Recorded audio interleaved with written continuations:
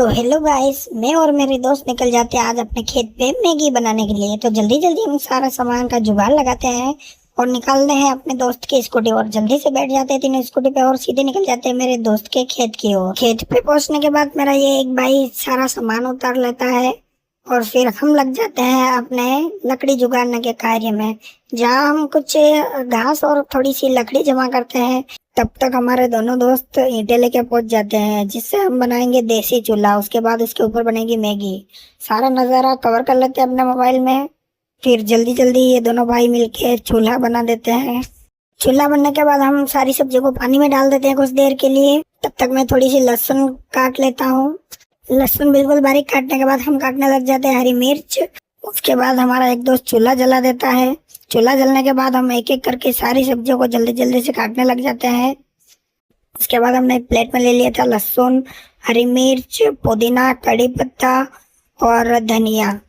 वही हमारे दोनों भाई लग जाते हैं चूल्हे की आंच को तेज करने में। साथ ही हमारा एक और भाई भी आ चुका था, जो कि बिल्कुल बिना कपड़े के खड़ा था।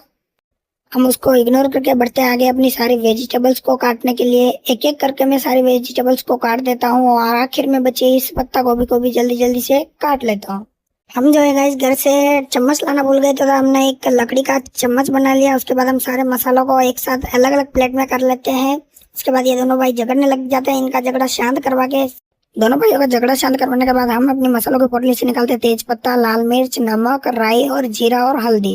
अपने देसी चम्मच के साथ हम चढ़ा देते कढ़ाई को चूल्हे के ऊपर। कढ़ाई में बिल्कुल थोड़ा सा तेल डाल के हम डाल देते हैं राई और जीरा। उसके बाद उस बारी आ जाती है कड़ी पत्ता की। उसके बाद कड़ी पत्ता के साथ हम तेज पत्ता भी एक डाल ही देते हैं। कुछ देर मसाले को अच्छी तरह से पकाने के बाद बारी आ जाती है हरी मिर्च और लहसुन की। हम थोड़ी देर इनको भी अच्छे से पका लेते हैं। मसाला सारा पकने के बाद अब बारी आ जाती है कांदे की।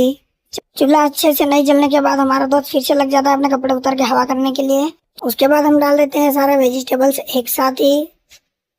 फिर हमारा दोस्त सारी मैगी अलग अलग प्लेटों में निकालने लग जाता है। उसके बाद बारी आती है धनिया पुदीने की। सारा धनिया पुदीना डाल दिया। फिर बारी आती है मैगी मसालों की, जो कि हमारे दोस्त ने सारे एक एक करके डाल दिए थे। सारे मसाले को अच्छे से मिक्स करने के बाद अब बारी आती है हमारी मैगी की। हमने एक एक करके सारी मैगी को अंदर डाल दिया था। फिर डालते थे उसके अंदर थोड़ा सा पानी। पानी हमारे पास बहुत कम था, फिर भी हमारा काम हो गया था। फिर हम लग जाते हैं सारी प्लेटों को एक साथ जमाने के लिए। उसके बाद मैं और मेरा दोस्त आ जाता है एक छोटा सा नींबू लेने के लिए। नींबू लेने के बाद हम पहुंच जाते हैं सीधा अपनी लोकेशन पे, जहाँ हमें मैगी खानी थी। आके हम देखते हैं कि मैगी बिल्कुल तैयार हो चुकी थी। तो जल्दी जल्दी से हम प्लेटों में सर्व कर लेते हैं। उसके बाद हम अपने दोनों दोस्तों से पूछते हैं कि मैगी कैसी लगी। तो इनका रिएक्शन कुछ इस तरह से था। मिलते हैं इसके नेक्स्ट वीडियो में, तब तक के लिए बाय।